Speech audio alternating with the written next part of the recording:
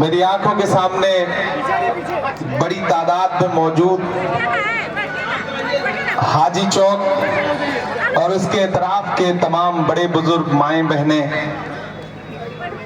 पहली बार आपके दयारे मोहब्बत में हाजिर हुआ हूं। आपके अपने लोकप्रिय प्रत्याशी अजय नाथ सहदेव जी, कमरुल हक साहब, अनवर अंसारी साहब, हमारे माइनॉरिटी डिपार्टमेंट के स्टेट चेयरमैन मंजूर अंसारी साहब, कुशल उरांव जी, बिलाल अंसारी साहब, जहीर मंसूरी साहब, शमीम मंसूरी साहब, पृथ्वी लाल नाथ शाहदेव जी, ऐनुल साहब, बाकी जो भी यहाँ पे हमारे साथी मौजूद हैं, हमारे माइनॉरिटी डिपार्टमेंट के प्रभारी उमर खान साहब, इसी थके हुए दस्ते तलब से मांगते हैं, इसी थके हुए दस्ते तलब से मांगते हैं, जो मांगते नहीं रब से वो सबसे मांगते हैं। इसी थके हुए दस्ते तलब से मांगते हैं, जो मांगते नहीं रब से वो सबसे मांगते हैं। वो भीख मांगता है हाकिमों के लहजे में, हम अपने बच्चों का हक भी अदब से मांगते हैं। हटिया विधानसभा के जिंदा दिल साथियों, पहली बार आपके बीच में आया हूं और आपसे सियासी गुफ्तगू करने के लिए आया हूं। ये जो विधानसभा का चुनाव है, ये कोई आम चुनाव नहीं है। दिल्ली में बैठा हुआ हाकिम ये सोच रहा है कि इस बार नफरत की खेती झारखंड में की जाएगी, अच्छी फसल कटेगी। झारखंड को लूटने वाले लोग इस इंतजार में बैठे हैं कि कैसे हेमंत सोरेन और कांग्रेस गठबंधन की सरकार को पामाल किया जाए ताकि झारखंड के संसाधनों को लूटा जा सके। लेकिन मुझे खुशी है कि झारखंड की जिंदा दिल आवाम, यहाँ के आदिवासी समाज के लोग, यहाँ के पिछड़े समाज के लोग, यहाँ के दलित समाज के लोग, यहाँ अल्पसंख्यक समाज के लोग, सवर्ण समाज के लोग, सारे लोगों ने ये सोच लिया है कि झारखंड की जो अस्मिता है, उस अस्मिता को हम लुटने नहीं देंगे। ये चुनाव बहुत महत्वपूर्ण चुनाव है। मैं हजारों किलोमीटर दूर से चल करके आपके बीच में आया हूं। अजय नाथ सहदेव जी के बारे में पहले से सुनता रहा हूं। पिछले चुनाव में आपने लगभग इनको किनारे पे पहुंचा दिया था, लेकिन मंजिल पे पहुंचने से पहले थोड़ी सी कसर बाकी रह गई थी। लेकिन इन्होंने अपना जज्बा नहीं खोया, हौसला नहीं तोड़ा। पिछले 5 साल से मुसलसल आपके बीच में विधायक न रहते हुए भी विधायक से ज्यादा जिम्मेदारी के साथ आपका काम करते रहे, आपके बीच में खड़े रहे। मैं इसलिए आज इनके सामने आपके बीच में अपील करने के लिए आया हूं कि मेरे भाई, एक तरफ भाजपा की नफरत की राजनीति है, वो नफरत की राजनीति जिसमें भारतीय जनता पार्टी के चुने हुए मुख्यमंत्री जो भाषा बोल रहे हैं वो संविधान के खिलाफ है, वो इस देश के आईन को पामाल करने वाली जबान है।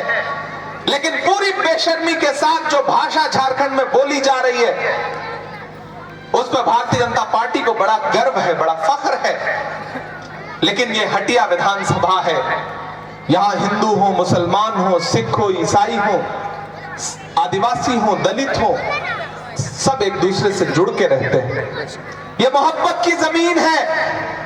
मैंने सुन रखा है यहाँ के बारे में, जिस महल का भी जिक्र हो रहा था, कि अगर रामनवमी का जुलूस जाता है तो मुहर्रम का जुलूस भी जाता है, आदिवासी समाज के लोग भी जाते हैं। ये जो गंगा जमुनी तहजीब है, ये जो भाईचारा है, इस भाईचारे को तोड़ना चाहती है भाजपा। पिछले 15 साल से यहां भाजपा का विधायक है, लेकिन काम के नाम पे क्या किया है आप सारे लोग जानते हैं। सिर्फ और सिर्फ बांटा है, सिर्फ और सिर्फ नफरत की राजनीति की है। ऐसे में मेरे भाई, ये चुनाव इस बात के लिए आपको पुकार रहा है कि उठ खड़े होइए और साथ दीजिए अजय नाथ सहदेव का। कांग्रेस पार्टी के जो प्रत्याशी हैं, गठबंधन के जो प्रत्याशी हैं, अजय नाथ सहदेव जी, उनको विधायक बनाइए। क्योंकि ये लड़ाई सिर्फ विधायक बनाने की नहीं है, ये लड़ाई झारखंड की अस्मिता को बचाने की लड़ाई है। भारतीय जनता पार्टी के लोग आएंगे, बड़ी बड़ी बातें करेंगे। प्रधानमंत्री जी ने यहां आके बड़ी बड़ी बातें की, लेकिन याद करिए वो दिन कि जब आपके लोकप्रिय मुख्यमंत्री को, आदिवासी समाज के लोकप्रिय मुख्यमंत्री को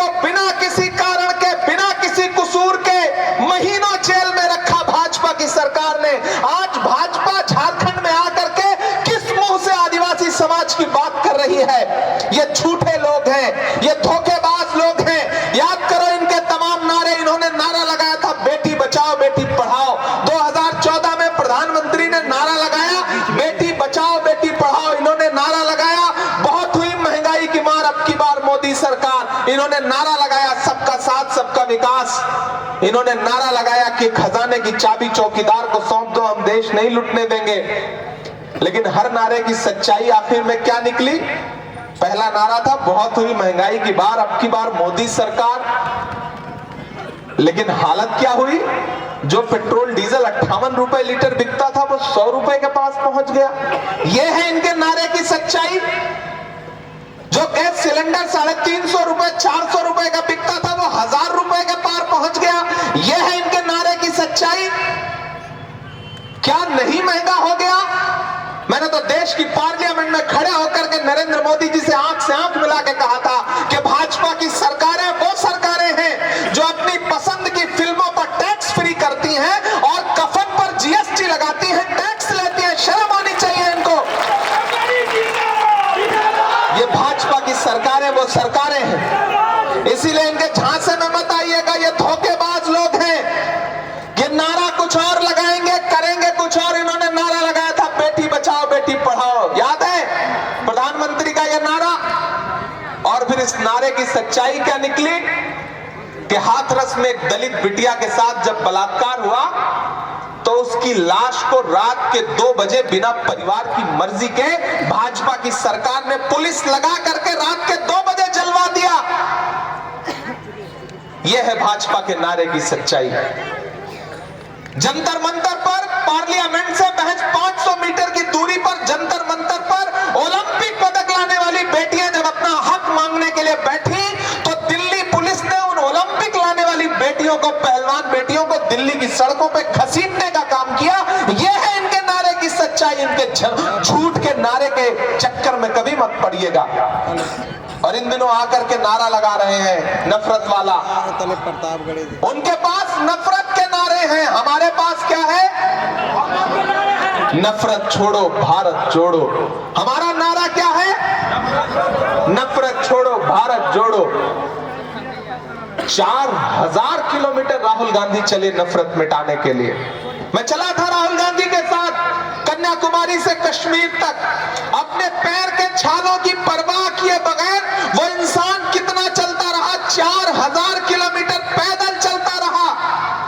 सिर्फ एक नारा कि मुझे नफरत के बाजार में मोहब्बत की दुकान खोलनी है। मैं चला हूं उनके साथ। मुझसे मीडिया के साथ ही कहते थे कि इमरान साहब आप राहुल गांधी के साथ चल रहे हैं, आप तो शायर हैं, सांसद बाद में है, सियासतदान बाद में है, आप इस यात्रा में राहुल गांधी के साथ चल रहे हैं, आप क्या कहेंगे?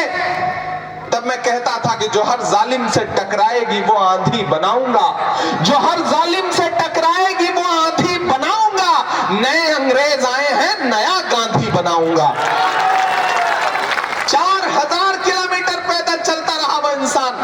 नरेंद्र मोदी जी क्या कहते थे राहुल गांधी को कि राहुल गांधी तो शहजादे हैं, राजकुमार हैं। मुझे बताओ झारखंड वालों, हटिया वालों कि देखा है दुनिया में कोई और राजकुमार जो अपने पैर की छालों की परवाह किए बगैर भारत की सड़कों की धूल फांकता हुआ 4000 किलोमीटर पैदल चले, लोगों को सीने से लगाने के लिए, उनको अपने गले से लगाने के लिए, उनका दर्द बांटने के लिए। नरेंद्र मोदी जी राहुल गांधी को शहजादा कहते हैं और खुद को क्या कहते हैं कि हम फकीर हैं। वो फकीर जो 10 लाख रुपए का सूट पहनता है, मोवाडो का चश्मा पहनता है, मोंट ब्लैंक की पेन रखता है, दिन में 4 कपड़े बदलता है और 8,500 करोड़ के जहाज पे दुनिया घूमता है। खुद तो 8,500 करोड़ के जहाज में घूमते हैं, लेकिन एक आदिवासी समाज का बेटा, एक आदिवासी समाज का मुख्यमंत्री हेमंत सोरेन जब किसी जहाज में बैठ जाता है, चार्टर्ड विमान में बैठ जाता है, तो मुख्यमंत्री होने की वजह से राज्य सरकार उसे मुहैया कराती है, तो वो उनकी आंखों में खटकता है। वो आदिवासी को आदिवासी नहीं कहते, वनवासी कहते हैं। भाजपा के लोग आदिवासी समाज के लोगों को आदिवासी नहीं कहते, वनवासी कहते हैं। आप इस खेल को समझिएगा। वनवासी का मतलब क्या है? जंगल में रहने वाले लोग। वो आदिवासियों को आदिवासी नहीं मानते। आदिवासी वो हैं जो इस मिट्टी के असली मालिक हैं। लेकिन भाजपा क्या करती है? इस खेल में उलझाती है। इसलिए मैं आपसे अपील करूंगा, इस बार किसी झांसे में नहीं फंसना है। ये भाजपा के लोग आएंगे, आपसे कहेंगे कि कांग्रेस वालों ने 70 साल में क्या किया, क्या बनाया।